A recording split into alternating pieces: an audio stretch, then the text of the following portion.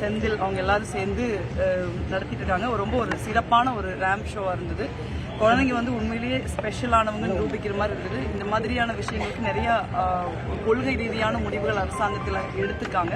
இருந்தாலும் இன்னும் போக வேண்டிய தூரம் நிறையா இருக்கு. அது அந்த மாதிரி ஒரு நேரத்தில் இப்படி ஒரு விழிப்புணர்வை ஏற்படுத்துற மாதிரி, அதே மாதிரி அந்த குழந்தைங்களுக்கு ஒரு மேடை கொடுக்கறத ரொம்ப ஒரு முக்கியமாக வச்சு இந்த நிகழ்ச்சியை நடத்திருக்காங்க. இந்த மாதிரி நிகழ்ச்சிகள் வந்து அரசாங்கமே ப்ரமோட் பண்ணி நடத்தணும்.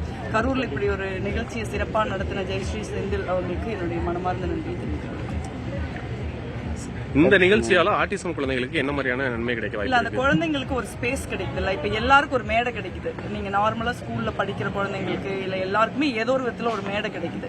4 பேர் சேர்ந்து அவங்க ஒரு மேடை கூட அமைச்சுக்கலாம். ஒரு 4 குழந்தைங்க சேர்ந்து ஒரு பிளாட்ஃபார்ம்ல விளையாடுறாங்க, ஒரு பிளே கிரவுண்ட்ல விளையாடுறாங்கன்னா அதுவே ஒரு மேடை தான். ஆனா இந்த குழந்தைங்களுக்கு வந்து அப்படி தன்னைத்தானே ஒரு மேடை அமைச்சுக்கிற ஒரு சூழல் வந்து இல்ல.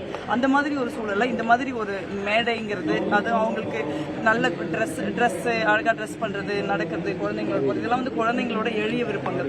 சோ அதை வச்சு வந்து அவங்களுக்கு ஒரு மேடை அமைச்சு தர்றது ரொம்ப முக்கியமான விஷயம் நினைக்கிறேன். அவங்க இதுக்கு முன்ன வந்து ஒரு 3-4 இடத்துல நடத்திருக்காங்க. முதல் முறையா இது கரூர்ல நடக்குது.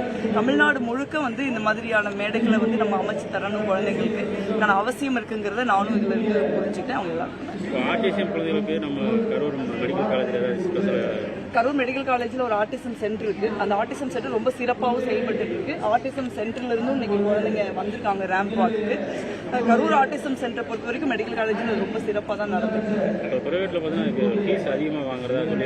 பொதுவாகவே வந்து ஒரு நிறைய கொள்கை முடிவுகள் தமிழ்நாடு லெவலில், ஒன்றிய அரசாங்க லெவலில் எடுக்கப்பட்டிருக்கு. பட் இருந்தாலும் வந்து அது வந்து அரசாங்கம் சார்ந்த நடைமுறைகள் தான்.